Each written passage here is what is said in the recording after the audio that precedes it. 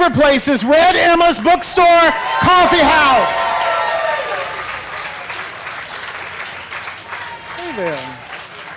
Ladies and gentlemen, it is my honor, my pleasure to introduce to you, the book is called The Silent Majority, Stories of Uprisings, they marked all over this, occupations, resistance, and hope. And I don't have to introduce this lady. Would you welcome Amy Goodman and Denis Moynihan?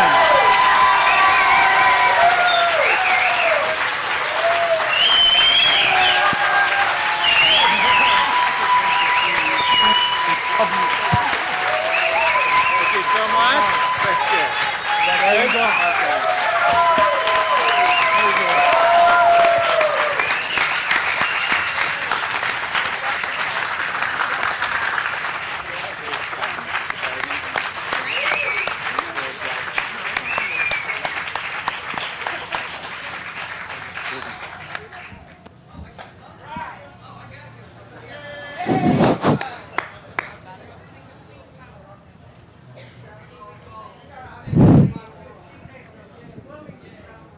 Special hello from the residents of Jonah House. Thank you.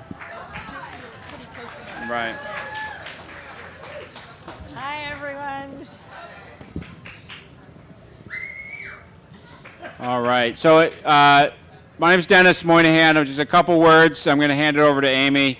We've been on what is likely going to end up being a 100-city tour. It's hard to say how many there are planned and in the process. We are around number 30 right now, and just 70 more to go. So I want to say thanks for coming out. Thanks to the Baltimore Book Festival for having us. A special thank you to the Bank of America for outraging so many people appropriately. I always assure people that we'll be signing books after each talk. We won't be signing today. We'll be robo-signing after the talk. No, I'm just the robo-signing, the malicious criminal, one of the many things the banks are doing to defraud people of their hard-earned money and their homes. Bank of America's to Red Emma's. Bank of America's to Red Emma's. Oh, well, yeah, it's true. It is appropriate that here in the Bank of America Literary Pavilion, we are going to be partnering with Red Emma's to sell the books. So,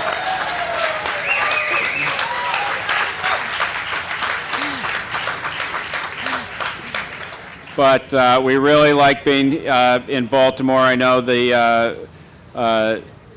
have the flyer?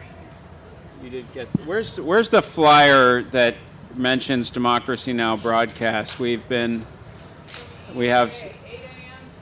Yes, WEAA, and I know that the Baltimore Community TV channel may have changed its name since Channel 75. So I apologize for not having that. Are our volunteers anywhere? Thank you. Do you guys have the flyers? Can you bring them up here? Thank you. Thank you. Volunteers. Thank you. So. Have you handed them all out? No. Can you hand them all out? Yes. Okay. No, we don't ask if they want, we just give. Okay? And so that was the Community Media Baltimore Channel 75, 8 a.m. and 6 p.m. Monday through Friday, and of course WEAA here in your own town of Baltimore at 88.9 FM. And WPFW, Pacifica Station in Washington. Louder. So thanks so much to everyone. This book is the culmination of 3 years of work. Amy and I put together a weekly column. It's always a joy to work with all my colleagues at Democracy Now! Amy, in particular, is inspirational, educational. Until now, I thought that Denis was a very credible partner. She's, well, see, you're seeing it already. I mean, if you listen regularly to Democracy Now!, you know, I mean, it's very, pretty serious stuff gets discussed there every day. and you don't perhaps see a lot of Amy's wit. These talks are opportunities for her to share some of that. She is a very, very witty person, and it comes out a lot in the columns. She traveled to the Middle East in the 80s with a group of people, one of whom wrote the foreword to the book. He was at the time not yet a filmmaker. He is now, Michael Moore. So this was a couple words from Michael before I hand off. Michael writes in the foreword, I first met Amy Goodman in the first month of the first Palestinian Intifada. It's where I usually go to meet people. You throw an intifada, I'm there. And so is Amy. In fact, if you're in the middle of any sort of rebellion, revolution, uprising, or you're just getting the familiar everyday ass-whooping by forces that seem much greater than yours, that is where you'll find the fearless Amy Goodman. It's safe to say that she lives by the promise Tom Joad made to his mother at the end of Steinbeck's Grapes of Wrath. I'll be everywhere. Wherever there's a fight so hungry people can eat, I'll be there. Wherever there's a cop beating up a guy, I'll be there. Michael writes a wonderful introduction, yeah, if there's one thing you can trust, it's that Amy Goodman will always be there. The weeks we spent together in the West Bank and Gaza were, to say the least, quite harrowing, and yet they had a profound impact on both of us. It was just after Christmas 1987, and the Palestinian people had decided to rise up and resist their Israeli minders with protests, civil disobedience, and stones. Stones, remember the days of stones? Such an innocent time it was back then. Ralph Nader had asked a group of us, mostly writers and journalists, to go over to the occupied territories and bring back to the American public the truth about what was really going on. Little did we know we would be witnessing the first weeks of what sadly is now a 25-year-long resistance. Here's the dominant image in my head of Amy Goodman during that month in Palestine. When the Israeli soldiers started firing their rubber bullets at us and a group of unarmed Palestinians, we would run the other way, i.e. away from the bullets. And Amy Goodman would be running the opposite direction, straight into the melee. She appeared as if she were invincible, and while I do not want to imply she's some sort of superhero with supernatural powers, I will say I'm glad she's on our side and leave it at that. 2 years later, in 1990, Amy Goodman and fellow journalist Alan Nairn traveled to East Timor to cover their independence movement. And it was there that she personally witnessed the murder and massacre of 270 Timorese civilians by the Indonesian army. And for bearing witness to this horrific event, she and Alan were beaten by the army officials. I cannot imagine what it would be like to be present while 270 people are being killed. But there was Amy again on the front lines, searching out the truth and at great personal risk. Amy is a serious journalist who has won many of the nation's top journalism honors, including the George Polk Award, the Alfred I. DuPont Columbia University Award, and the Robert F. Kennedy Journalism Award, among others. Amy's daily television and radio show, Democracy Now!, is currently in its 16th year. How on earth she and her remarkable team pull this together day after day is beyond me. When I did a weekly TV show, I wanted to throw myself into the East River at the end of every week.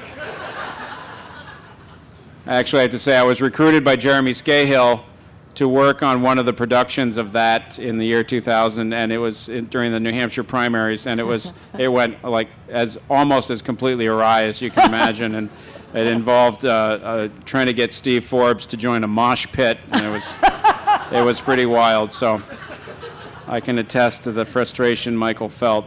I have been on her show many times, and I've seen backstage the incredible professional operation they have over there in downtown Manhattan.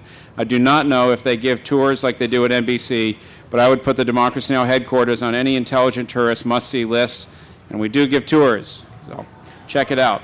This book, produced in cooperation with the incomparable co-author, contains many of Amy's commentaries and columns over the past years. It is fascinating reading, a true chronicle of our times, and a real headshaker as you read it and wonder, how is it we're still here? Back in early 1988, as we traveled the back roads of the West Bank, going from one village to another, there was much that we saw that would make even the most committed among us give up hope, beset with the knowledge that true justice seemed like a faraway destination.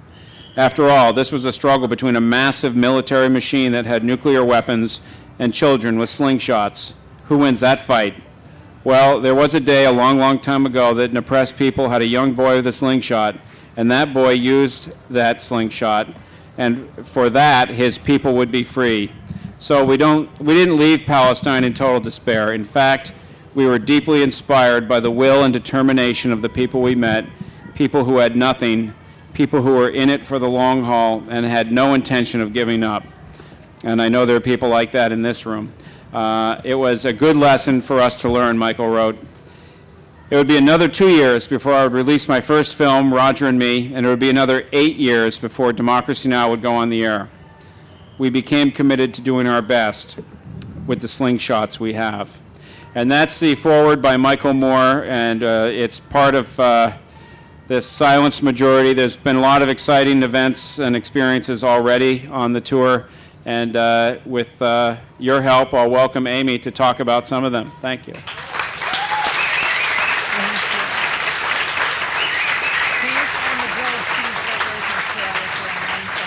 Okay, 155. Thank you. Dennis is the man who doesn't know the definition of only one word.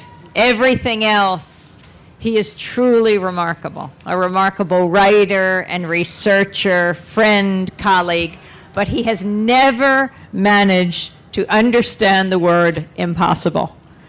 He makes everything possible. And I thank Dennis for all of his work over the years, from the beginning of Democracy Now!, expanding it from when we were on a few dozen community radio stations, wonderful ones at that, beginning in 1996 as the only daily election show in public broadcasting, right through to today. Now broadcasting on over 1,100 public radio and television stations around the country and around the world. I can't bear that everyone's out there. Is there any way you could fill in the aisles and sit more comfortably inside? No? Against the rules? Oh, sorry. Far be it from me to break a rule. Now, usually, this is an amazing place to come. I mean, we have so many friends here. My family is usually sitting here as well. My brother Steve Goodman, who was long a professor at Johns Hopkins at the School of Medicine and the School of Public Health. Unfortunately, they have left and moved on to Stanford, West Coast. I haven't forgiven them either. But I'm going to pretend they're just sitting right there. But yes, I see family anyway in the front. So I absolutely think of you that way. And especially this summer, I've spent a lot of times at Johns Hopkins Hospital with a friend, and if there's anyone there from the hospital, I deeply appreciate what you do. Well, it's wonderful to be here. As Dennis said, we're on around City 30. Tomorrow at noon, we head to Richmond, and then tomorrow night we'll be in Norfolk, and then on Monday night, we have to do the broadcast somewhere. I'm not sure where on Monday morning. You see, we have to do a TV radio broadcast no matter where we are in the world every single day from 8 to 9 Eastern Standard Time, and that is astonishing in itself what happens on this journey. On Monday night, it's Blacksburg. We'll be interviewing for Tuesday's show Nikki Giovanni, as well as Colin Goddard. And Colin Goddard is a remarkable young man who was going to college at Virginia Tech when he was shot, along with so many other students and faculty, 32 dead in all in the Virginia Tech massacre. I believe he's the only student to return to Virginia Tech to graduate. And we're going to be going to Virginia Tech with him. To say the least, his life changed after being shot 4 times and barely surviving. But he is now with the Brady Center Against Gun Violence, and they are waging a campaign to try to get the PBS news anchor Jim Lehrer, who will host the presidential debate on Wednesday night in Denver, where we will also be. The Brady Center, remember who the Brady Center is named for? Jim Brady, who was the press secretary for Ronald Reagan. When the attempted assassination on the president happened, Jim Brady was shot through the head, but he survived, and together with his wife Sarah, they founded the Brady Center Against gun violence. So they're trying to get Jim Lehrer to ask a question of the presidential candidates about gun violence. You know, so often in the corporate media, you hear that the problem in Washington is the partisan bickering, is the stalemate, the gridlock. But I think the problem is the bipartisan consensus on so many issues. Whether we're talking about their stand on guns or whether we're talking about the longest war in U.S. history in Afghanistan. You know, one of the odd things about the mystery guest standing up in Tampa at the convention center, that would be Clint Eastwood, you know, against the backdrop of a huge shadow of Dirty Harry with that automatic rifle. One of the strange moments was, aside from, you know, dragging out a chair, an empty chair, and talking to that chair as if it was President Obama, that he was invisible.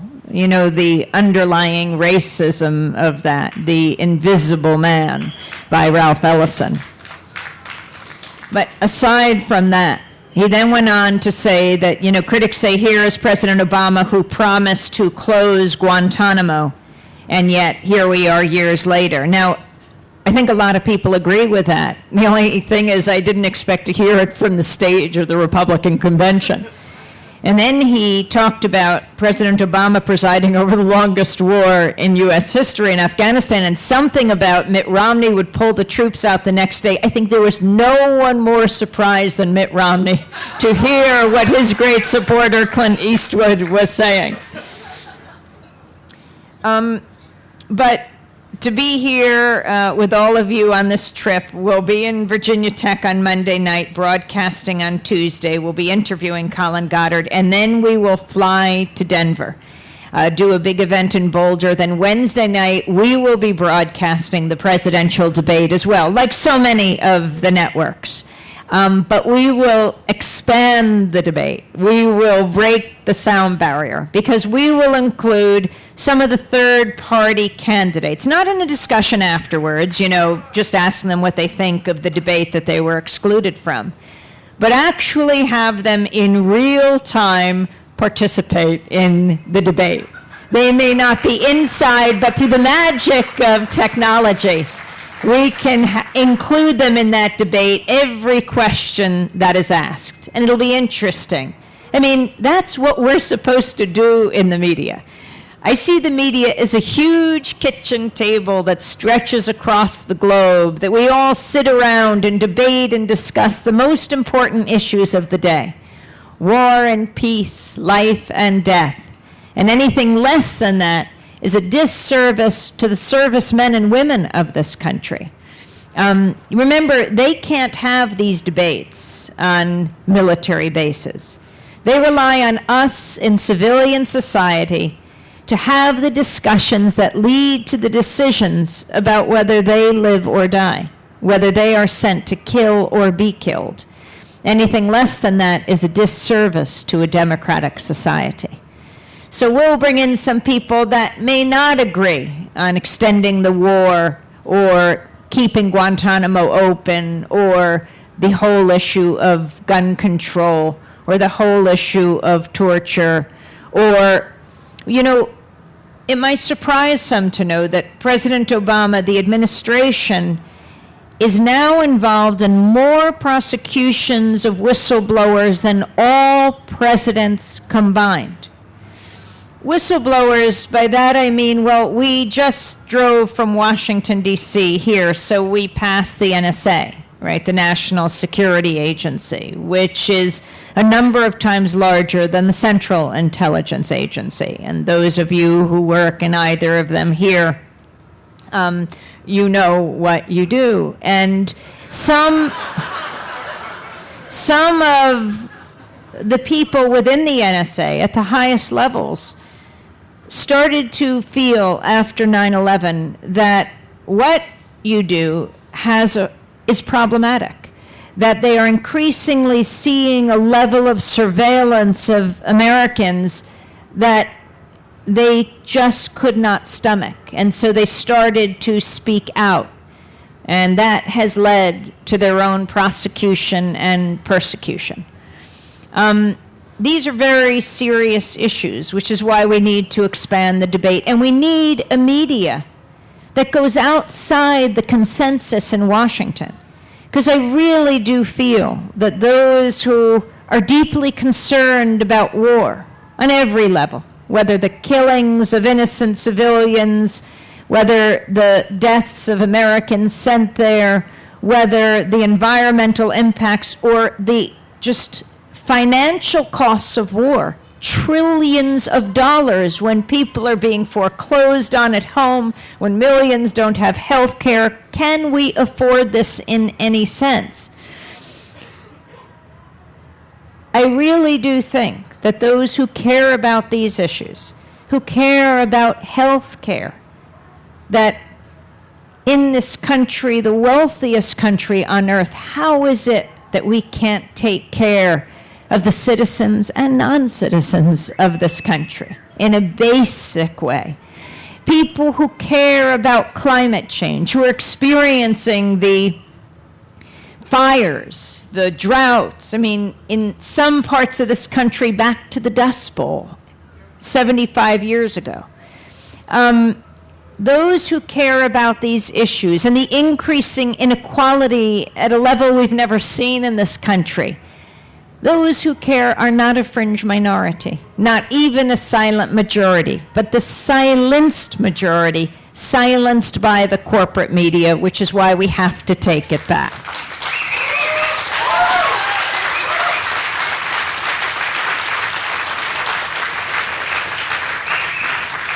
You know, Democracy Now! Covered both conventions, the Republican convention in Tampa, the Democratic convention in Charlotte. And, I mean, there's so many things to talk about. When we were headed down to Tampa, you know, we heard there might be a hurricane that could cancel the convention, which really surprised me. I was in the newsroom saying, oh my gosh, could there really be this hurricane that could cancel the Republican convention? And my colleague, Steve Martinez, video producer at Democracy Now! Said, is it a legitimate hurricane? Now, you know what he was referring to, Todd Aiken's comments. The man who was ahead in the race for the Senate seat in Missouri that Claire McCaskill now has, and he's running against her. But he said to a local reporter that women who are legitimately raped won't get pregnant because their bodies shut down. For you doctors in the audience, I didn't refer to him as Dr. Aiken, but, Congressman Aiken. And when Julie Crosby, our general manager, heard Steve ask if it was a legitimate hurricane, she said, because if it is legitimate, not to worry, Tampa will shut down, won't allow any water in. So we headed down to Tampa, and, this is the first post-Citizens United election. We're going to see a level of money in this election that we have never seen in history. Something like, $2 billion is going to be spent, and we won't know where a lot of that money is from. But there are movements around this country that are challenging that. In North Carolina alone, at least 10 cities and towns have passed resolutions called Move to Amend to support a constitutional amendment against Citizens United. And we see this everywhere. So our first job at the Republican convention was to follow the money.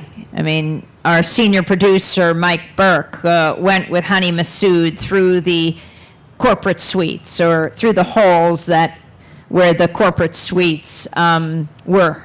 And they hit 571, which was Sheldon Adelson's suite. You open the door, and they're sort of unassuming business hallways, but you open the door, and then these rooms open into skyboxes that overlook the convention floor.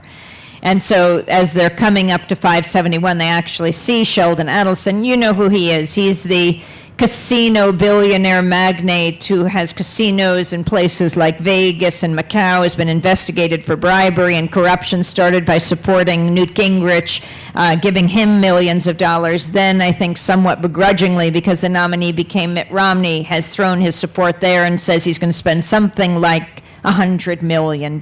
So it was up to Mike to go up to him to ask exactly how much he planned to spend. And he did get to ask that question, but before he knew it, the woman who was standing between Mike and Mr. Adelson stepped back and body slammed Mike and threw him off balance.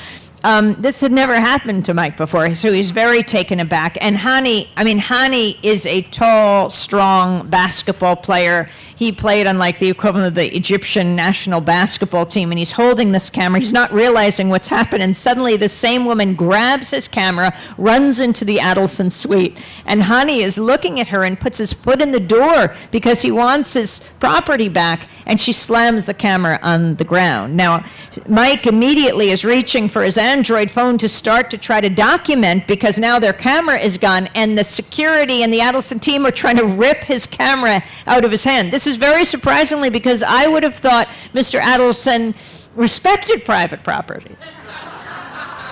But they don't really know what's going on until main spokesperson for Mr. Adelson steps out of the Adelson suite and gives Mike a card and says, "We'll make you whole. We'll deal with all of this tomorrow. We'll take care of everything." And Mike's saying, "What is going on here? Who was that woman?" He said, "That would be Mr. Adelson's daughter." So Hani gets his camera back, and they're watching Karl Rove go into the suite. They're watching Newt Gingrich go into the suite. You know, this is democracy in action here. And then it becomes a little embarrassing for the Adelsons, because everyone's now picked up the story. You know, the Adelson family assaults the Democracy Now! Team.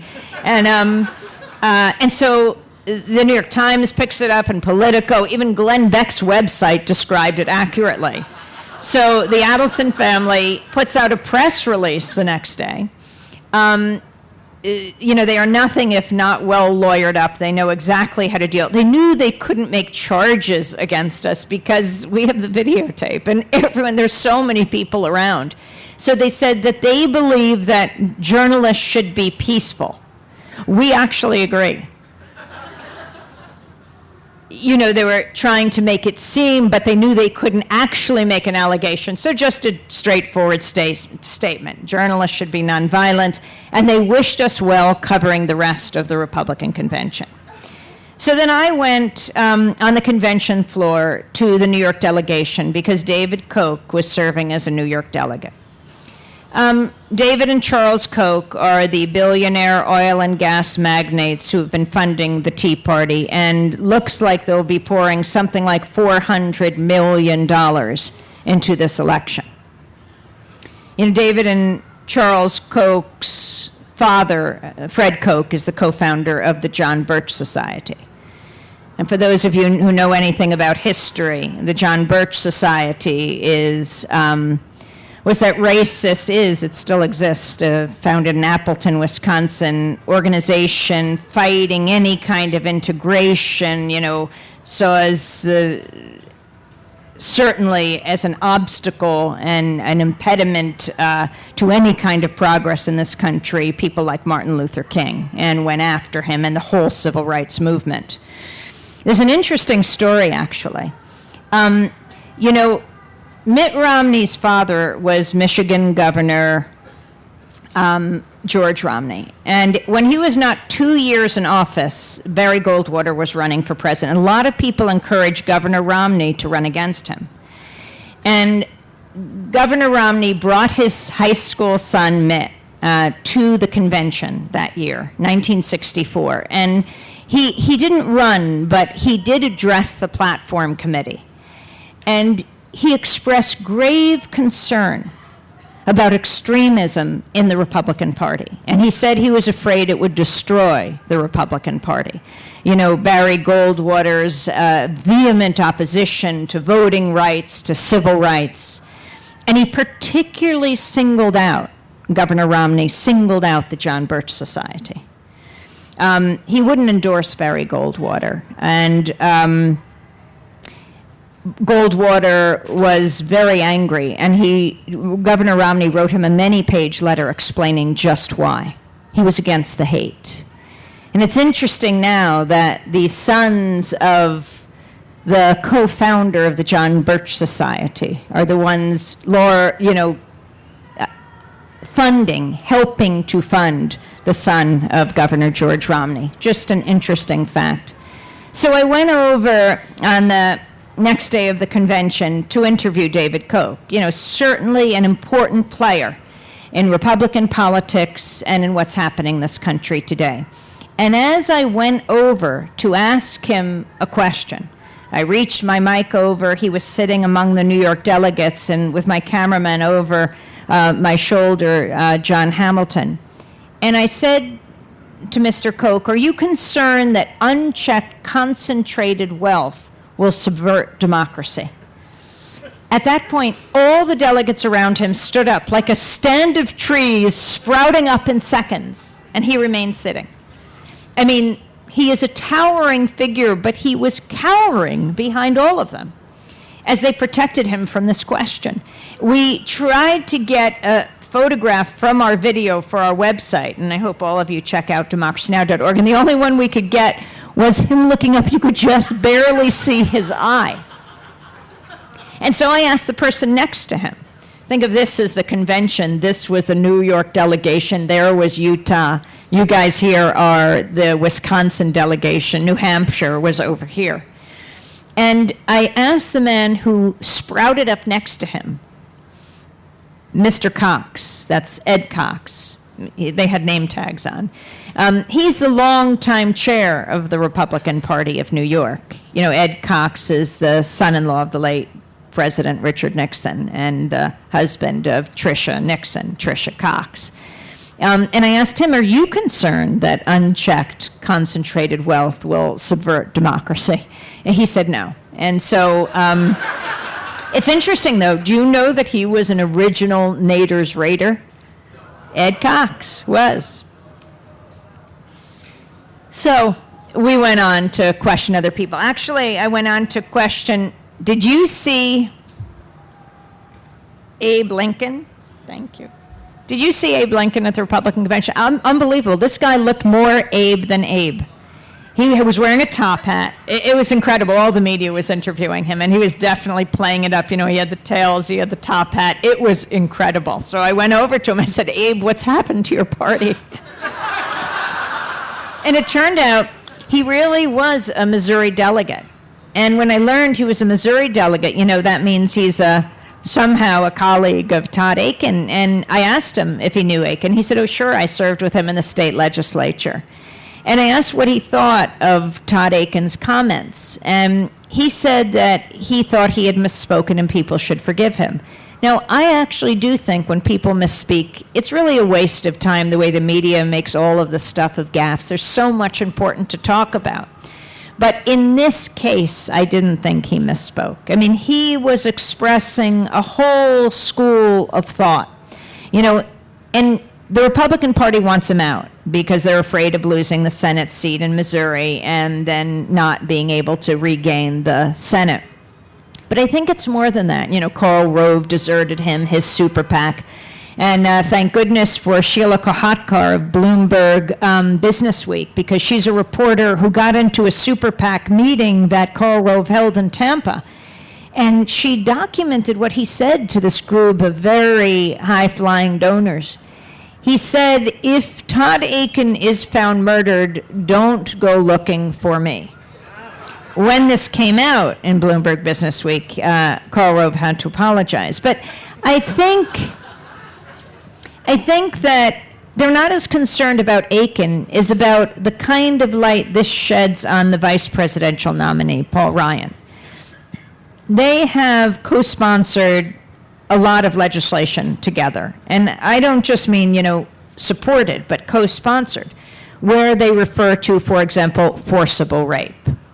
Forcible rape, as if there's another kind of rape.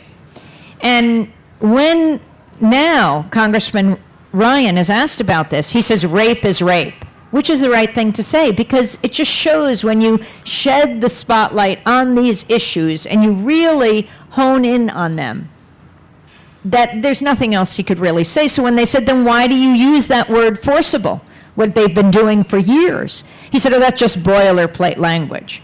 So I asked Abe about this, George Engelbach, and I said, what about this issue of forcible rape? And he said, well, yeah, he's talking about brutal rape. And I said, is there a non-brutal rape? And he said, well, certainly, like when it's a girl or a lady who's inebriated or who's high on drugs, or you slip her a Mickey. I mean, I was speaking to a Missouri delegate who represents a large population back in his home state. Abe, I said. And then we went on. These are the kinds of conversations we were having. So then came the last night, and we were over in New Hampshire questioning the delegates there. And then, Clint Eastwood appeared, and after that, Mitt Romney. He made his appearance from the back, and he was walking down the stage. There are thousands of people. You can't really see what's going on if you're on one part of the floor, but we could see on the Jumbotron, Mitt Romney had made his entrance, and I recognized a lot of aisles, the aisle he was on, because I had walked this aisle so many times. It was the New York, Utah, Wisconsin delegation. I recognized Senator Hatch's sneakers. I recognized, he's coming up on the New York delegation. So I said to John, our videographer, start filming the Jumbotron.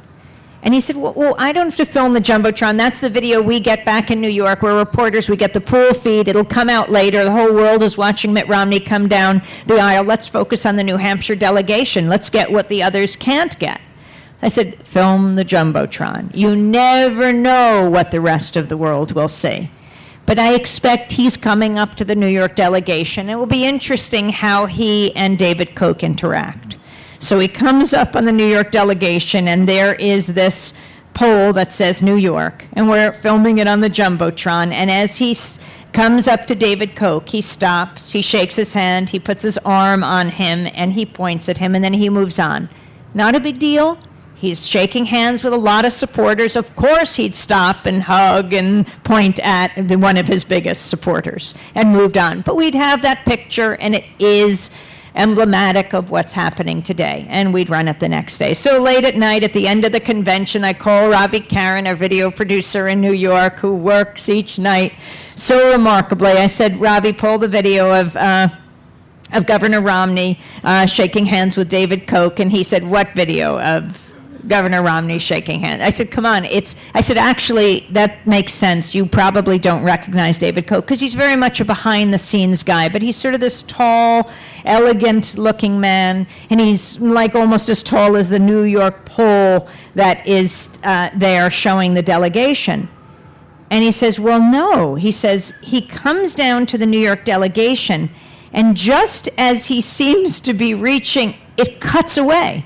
And it shows two young women with red, white, and blue feather boas sort of wrapped around their necks, and they're very enthusiastic. And then it cuts to a full convention floor shot, and then it goes back to him shaking hands with the New York delegation and coming onto the stage. But you missed that. So I said, okay, you send that video to us. We've got the video from the Jumbotron. We'll do a split screen the next day. And there it was on Democracy Now! What we saw, what actually happened on the floor of the convention, and what the rest of the world saw. I called Reuters that morning, and I said, because we get the pool feed, where did you get this feed? And they said, well, each day another network is responsible, so you don't have a lot of chaos with all the networks getting the same thing. And they said that day they thought it was NBC, but I don't even necessarily think it was NBC calling the shots. They could have been hooked into a box with maybe the RNC feeding the images. I actually don't know, and I do think it could have been coincidental, that missing 7 seconds. But the fact of the matter is, only if you tuned into Democracy Now! Did you see the Koch-Romney handshake. Now, except, of course, if you watch the rest of the networks, because they all showed our split screen of the Koch-Romney handshake, which is why I call it trickle-up journalism. But, I mentioned Hani Massoud, our great video producer, who last year was with the great Sharif Abdel-Qaddous, our senior producer, back in Cairo covering Tahrir. How many of you experienced the Egyptian revolution through the remarkable reports of our reporter, Sharif Abdel-Qaddous? Absolutely amazing what he did. Ah, yes, Sharif.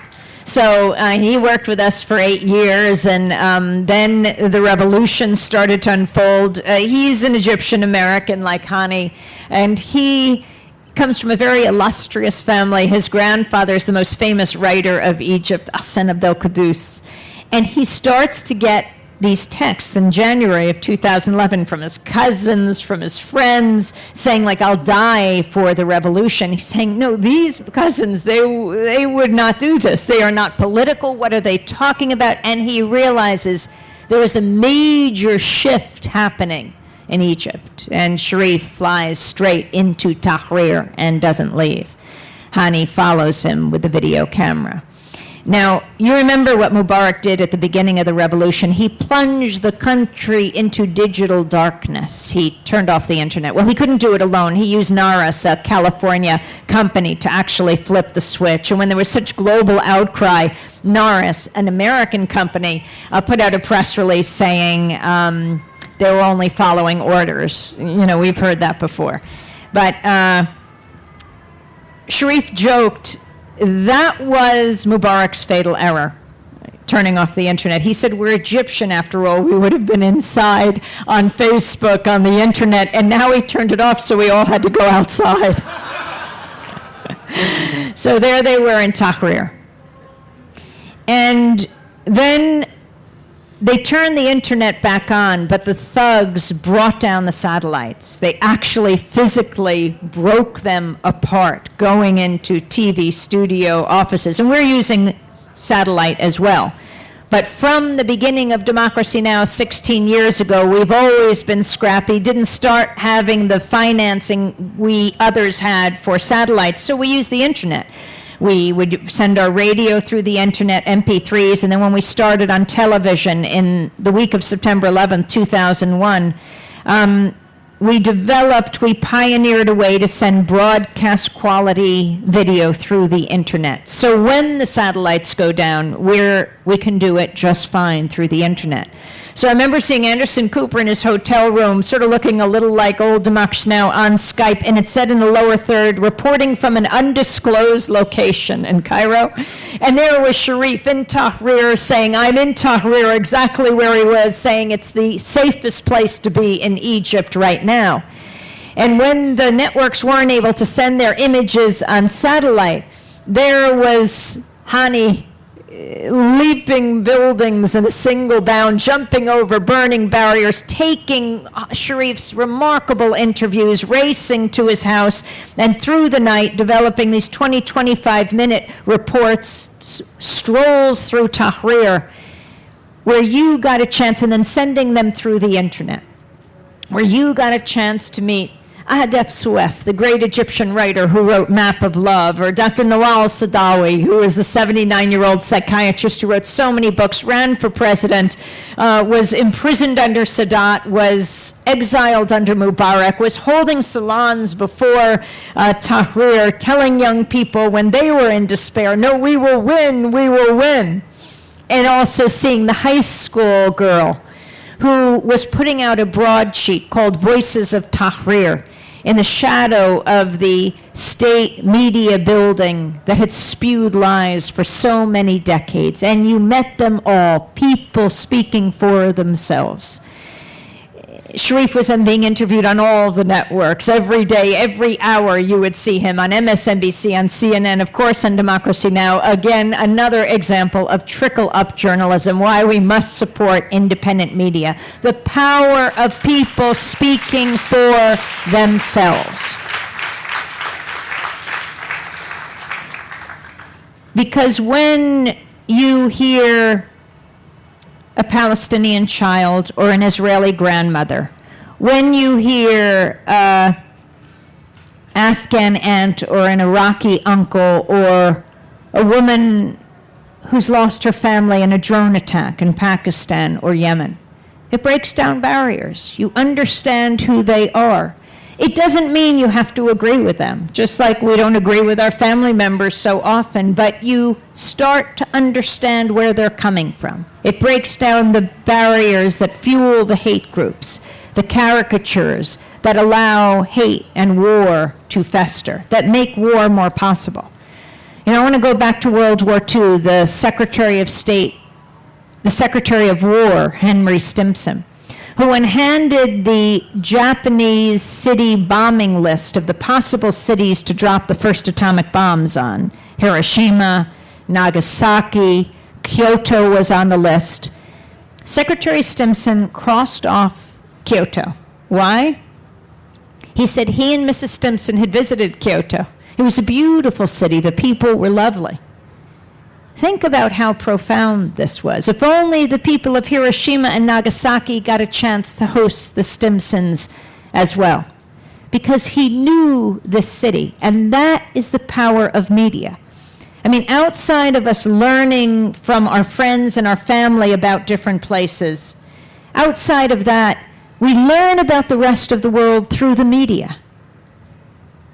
And it has to be through something other than a corporate lens. Just as it has to be through something other than a corporate lens when the rest of the world learns about us. It is too dangerous when it is brought to you by networks with these pundits who know so little about so much, explaining the world to us and getting it so wrong. But I want to get to the Democratic Convention because we flew from Tampa to Charlotte to this city rich with civil rights history. The Greensboro sit-ins, the students who sat in to integrate the lunch counters in Greensboro, North Carolina, inspired the students from the local college to sit in the lunch counters in Charlotte.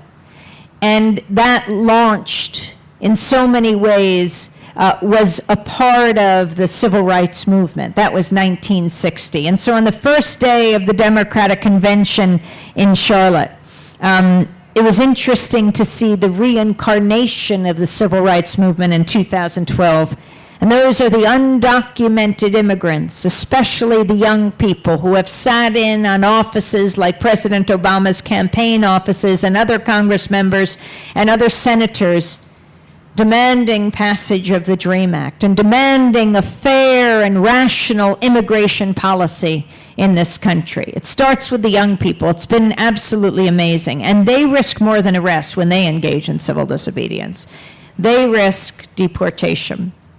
Often to countries they have almost no memory of. I was just speaking last night in Charlottesville at the University of Virginia, and after all the book signing, and I really look forward to signing your books, and I hope you get several books, and then you get a free DVD that's Michael Moore talking about his life. It's a wonderful DVD, and think about the holidays and gifts you want to get, and giving an extra book or a DVD to the Enoch Pratt Library and other places. But yes, we want to drive this book up the New York Times bestseller list, because think about what usually gets there. We want people to have access in these small stores that only take the top 10 books and nothing else, to a whole universe of other voices and ideas, and to send a message to publishers around this country that people are hungry for independent voices. But at the end of the book signing, and you can come up even if you don't get a book, I'm just so happy to meet you, and if you have an issue you want raised.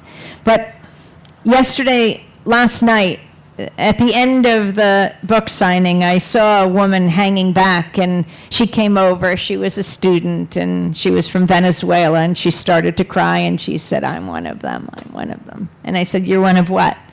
And she said, "I'm one of them." And I said, "One of who?" And she said, "I'm one of the undocumented immigrants. It's not something I talk about very much."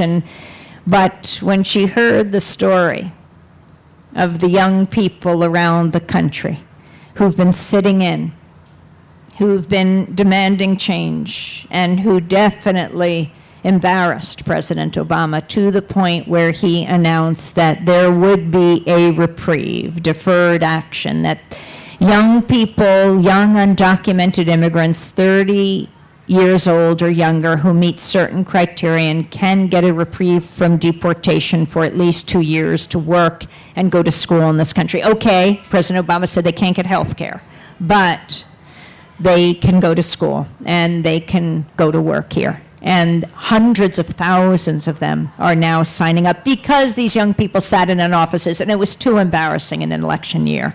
And especially President Obama, who is a community organizer himself, who knows well the dictum of Frederick Douglass, power concedes nothing without a demand. It never will, and it never has. And so on the first day of the convention, it was pouring rain. It was about 4 o'clock, right around the time the Democratic convention was gavelled in.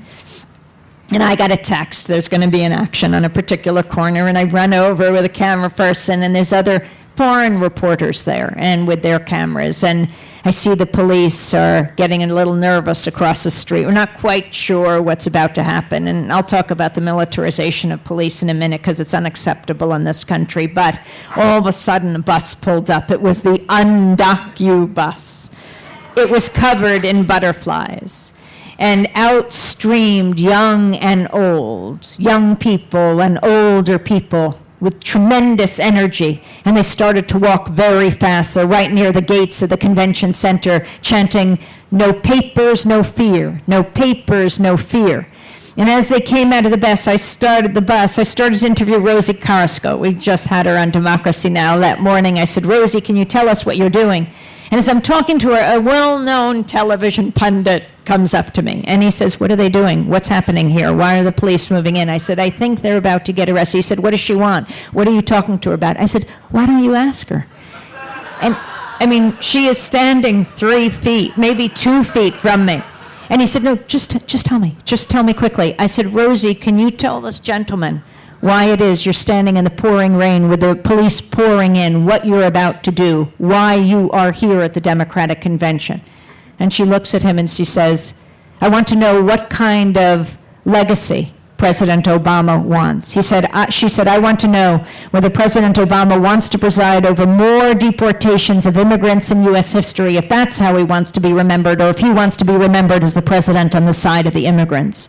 Pretty eloquent. And the reporter, the television pundit, is quickly taking out his notebook and writing this down. Why is it so difficult to ask a person at the grassroots what it is that they want? And I hope that he did go off to his network. Since I was in the street, I couldn't know for sure. And actually, in the next half hour, when he was talking to millions, talk about what this immigrant had to say. Maybe next time he'd invite her on television and she could speak for herself. Oh my God. Oh my God. Okay, I'm going to try to break a record here by speaking faster than I've ever spoken. I think I lost track of time. And so they marched, and they marched to the front gates of the Democratic Convention. They unfurled a banner with a huge butterfly, and the women and the men and the children sat down on this banner. Rosie's husband was named Martin Nzueta, and he said, "I have paid taxes in this country for 18 years, which is more than Citibank can say." Rosie and Martin and their daughter were getting arrested. And then I said to a young woman who's had her arm wrapped around her mother the entire time, "You look like you could qualify under this new executive order, to get a reprieve of deportation." And she said, "I can, but my mother can't. And if she's deported, I might as well be." And then I asked, as these families were getting arrested one by one lone woman who was sitting right next to the butterfly, about to be hauled off by the police, I asked her, "Why the butterflies?" And she said, "Because butterflies know no borders. Butterflies are free." And with that, she was handcuffed and put into the police wagon, and they were arrested. Just some of the scenes of the streets. I'm not even quite sure where to go because I have 2 minutes. I wanted to tell the story of Frederick Douglass and Rosa Parks and talk about what happened in the 2008 Republican convention, the concern about the militarization of police. Could I have an extra reprieve of 7 minutes? I think I could fit it all in. Okay. So, really quickly, this issue of the militarization of police is a very serious issue in this country, and we should not get used to it. It is a true threat to a democratic society, to people being able to express dissent, because dissent is what will save us. Since 9/11, billions of dollars have been poured into local police departments. They're getting drones. They're getting tanks. The level of surveillance has increased astronomically. AP has done a series of excellent reports for which they won the Pulitzer Prize this year, culminating in the reports say, looking at one police department, New York, and how they have surveilled the Muslim and Arab American community in New York, thousands of people. The police call it mosque crawling. They go into the mosques. They go into Arab American businesses. They're monitoring Muslim students. Why? Have they broken the law? Have they acted suspicious? And they've not only stayed in New York City, they've gone to New Jersey, they've gone to Connecticut. These are what we have the documents for now that AP got under the Freedom of Information Act. I mean, the president of Yale University issued a statement saying, this is unacceptable, going after our students in this way. New Jersey officials said the same. The New York police are coming into New Jersey. It was a New Jersey landlord who found in one of his apartments a huge amount of surveillance equipment. He was shocked, so he called the police. It was only then he found out it was the police.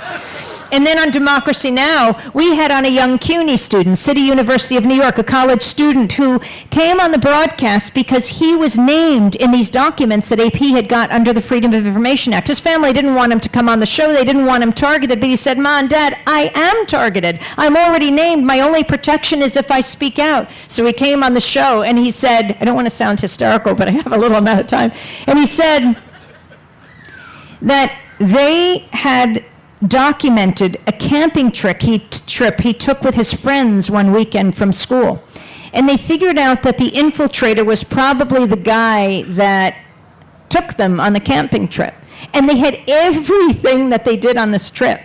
And he said they even wrote in the documents that these students were so extreme that they prayed 4 times a day. He said this infiltrator was so stupid that he didn't even know we pray 5 times a day. And the final piece in the series that AP did said that they haven't come up with one lead from thousands and thousands of these incidents of surveillance. When you antagonize and monitor and crack down on a community in this way, do you think this increases national security? By no means. It actually makes all of us, and especially those communities, less secure because they become afraid and they close in on themselves and they're afraid to talk about if there are any problems in their community. I was recently asked, but what do you do when you see these various attacks, and especially 9/11? Why wouldn't you go after these communities? And I said, well, maybe that sounds logical, but if it is, when Timothy McVeigh attacked the Oklahoma City building, why weren't white Christian communities all over this country put under surveillance? You don't generalize from an individual act. And when you see, I think we all agree with the Posse Comitatus Act, right? The idea that it's not a really good idea to have soldiers marching through the streets of the United States. But the way the authorities have gotten around this is by militarizing the police. And that is very frightening. We've seen it with the Occupy movement. Unprecedented numbers of people being arrested in the first weeks, and we just passed the first anniversary of Occupy. And there's so much to say about this, but the way the corporate media dealt with the Occupy movement, they first did not report on it at all. September 17th last year, just one day after another, you got nothing if that's all you watched or that's all you listened to. And then they started to mock them. What do these people want? All these different views. They have every different issue under the sun. Really, I think any Madison Avenue PR executive would have drooled to have been credited with the motto, we are the 99%. What could be more powerful? What has been more resonant message in history than even the word Occupy that is known now throughout the world? And then when after the silence, they started to ridicule. But Mahatma Gandhi said it very well. First they ignore you, then they laugh at you, then they fight you, then you win. But then the police cracked down on these encampments all over the country. And you don't have to take it from me, this issue of the militarization of police. Take it from Seattle Police Chief Norm Stamper, the one who cracked down, tried to stamp out dissent at the Battle of Seattle in 1999, hit these thousands of protesters, high school kids with their teachers, union activists, doctors, nurses, French farmers, all gathering to protest the World Trade Organization. Norm Stamper tried to stamp them out. He was eventually forced out because of this, denying that they're hitting the students with rubber bullets, but then we're picking up the rubber bullets by the handful. That's when indie media hit its heyday. Indiemedia.org was getting more hits than CNN.com because CNN was simply reporting what the police were saying. Meanwhile, at Indie Media, we were picking up the rubber bullets. Not too hard to photograph them and show that this was what was happening. Norm Stamper now says it was the biggest mistake of his life. And he says, use me as a model of what not to do. He says, I set up our police department to take on these young people and older people as if they were the enemy, when they could have been their nieces, their mothers, their grandmothers, and I'm having my police move in and physically attack them and gas them. And yet when we had on a spokesperson for the Police Foundation, who coordinated a conference call between 18 police chiefs on how to deal with the Occupy encampments, and had on Norm Stamper as well, the police spokesperson said to Chief Stamper, I just want to say how honored I am to be on this broadcast with you because we see you as the model. And Norm said, no, I'm the model of what not to do. Dissent is what will save us. And I see the media should be that sanctuary of dissent. Being in Maryland, I have to tell the story of Frederick Douglass, so I'm just going to tell it, even though many of you have heard this before and you know the story yourself, but it's just so significant, and it tells us about movements and all that is important. Frederick Douglass, the greatest abolitionist. It was soon after Barack Obama was elected, and that was an historic moment, whatever your political persuasion. If nothing else, the first African-American elected in a land with a legacy of slavery. And all the movements that elected President Obama, who came together, the anti-war movement, the environmental movement, civil rights, environmental justice, racial justice, economic justice movements, the gay and lesbian movements, all of these movements together. And when Barack Obama was elected, I think the world heaved a sigh of relief. People had felt they had hit their heads against a brick wall for so long. That wall became a door. It opened a crack. The question was, would it be kicked open or slammed shut? And that is not up to that one person in the White House, though he is the most powerful person on earth. It is up to all of you and people all over this country if you believe in democracy, because democracy isn't just achieved. It's something we fight for every single day. When all these movements elected Barack Obama, I think partly they were exhausted and shocked themselves, but also didn't want to contribute to a right-wing backlash. The birther movement, this idea that he is the other, that he couldn't be possibly born in this country. And people, I think, lost their footing. When the community organizer-in-chief becomes the commander-in-chief, who becomes the community organizers, and what do they demand? When President Obama is in the White House, in the Oval Office, and those that are used to having the ear of the most powerful person on earth whisper in it their demands, if he can't point out the window and say, if I do that, they will storm the Bastille, if there's no one out there, he's in big trouble.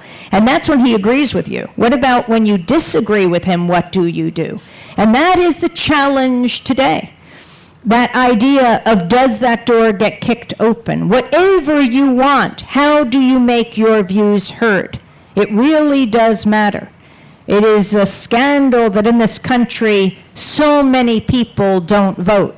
When I was asked to be host of Democracy Now!, I was in Haiti. People were gunned down when they went to the polls, and the vast majority of people still went to the polls. Here, that doesn't happen, and yet people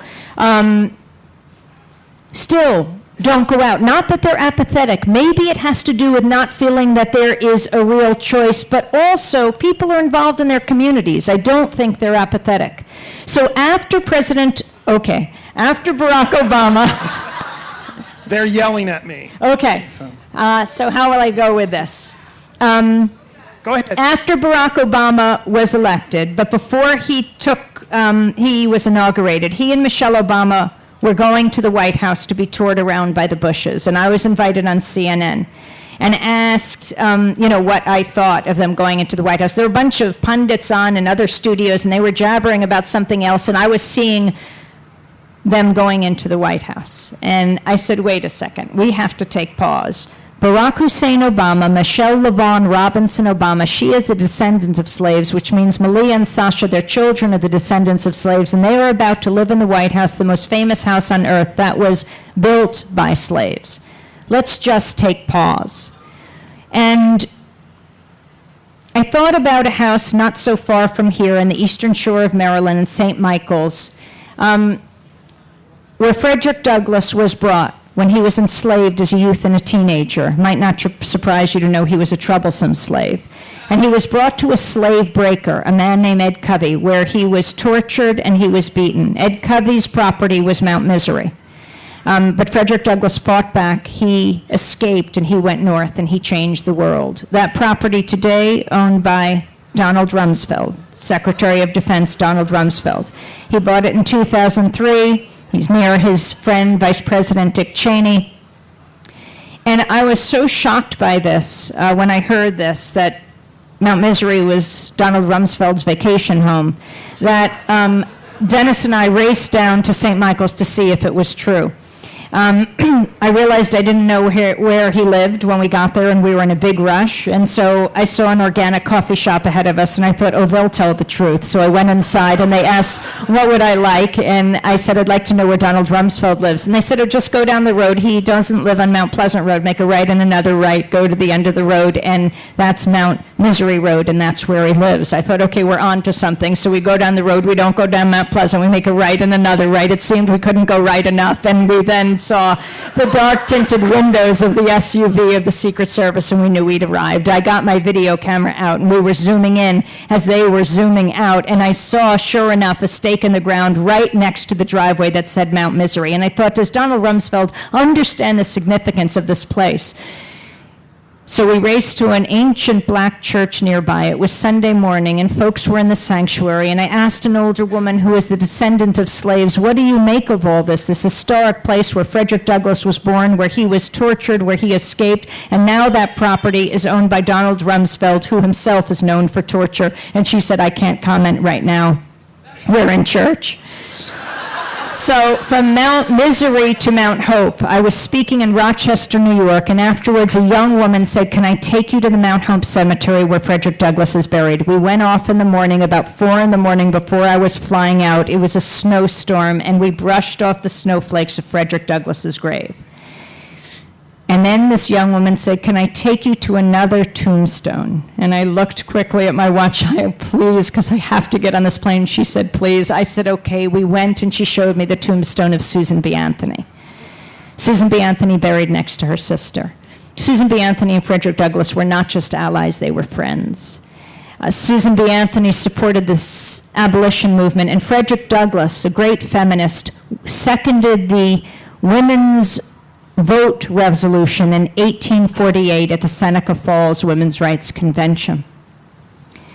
These are the movements that have made this country great. And then I raced off to the airport and missed my plane. I want to end with Rosa Parks, 2 minutes. Not the story you know. Not the story you know, I won't repeat it. 1955, she sits down on the bus in Montgomery, Alabama, and she launches the modern-day civil rights movement. But the fact that when she died, the networks, I heard it on CNN, said she was a tired seamstress, she was no troublemaker. This is a very great point to end on. Rosa Parks was a first-class troublemaker. She knew exactly what she was doing December 1st. She was the secretary of the local NAACP. She worked with E.D. Nixon. He was the president. He came out of radical labor politics. They'd been challenging the racist laws for years. And she actually had sat down on the bus a number of times before and refused to get up. But you never know when that magic moment will come. But if you're involved in social change, you will build a foundation that helps to determine history, that determines the future. That's what Rosa Parks did. A few days later, the Montgomery Improvement Association had a meeting to choose the leader of the boycott movement. They chose a young minister who'd just come into town. He was Martin Luther King. Rosa Parks helped to launch Martin Luther King. And to show how brave she was, think of the atmosphere of the time. Go back a few months to Emmett Till, the summer of '55. Emmett Till, a 14-year-old African-American boy, his mother, Mamie Till, in Chicago, sends him to get out of the city for the summer. She sends him to family in Money, Mississippi. He's with his aunt and uncle and cousins, asleep one night when a white mob comes and rips him out of bed, and he ends up in the bottom of the Tallahatchie River. When his body was sent back to Chicago, his mother, Mamie Till, did something incredibly courageous. She said she wanted the casket open for the wake and the funeral. She wanted the world to see the ravages of racism, the brutality of bigotry. And so thousands streamed by his casket and saw, and then Jack Magazine and other black publications took photographs of his distended, mutilated head, and they were actually published, and they were seared into the history and consciousness of this country. Mamie Till had something very important to teach the press of today. Show the pictures.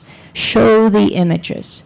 Could you imagine if for just 1 week we saw the images of war everywhere? Above the fold of every surviving newspaper, a photograph and a story about a baby dead on the ground in a drone attack in Pakistan. The top of every radio and TV newscast, the story of a soldier dead or dying. On everyone's Facebook wall, every email, every tweet had to do with war, perhaps describing a woman with their legs blown off by cluster bombs. For just 1 week, Americans are a compassionate people. They would say no. War is not the answer to conflict in the 21st century. Democracy Now!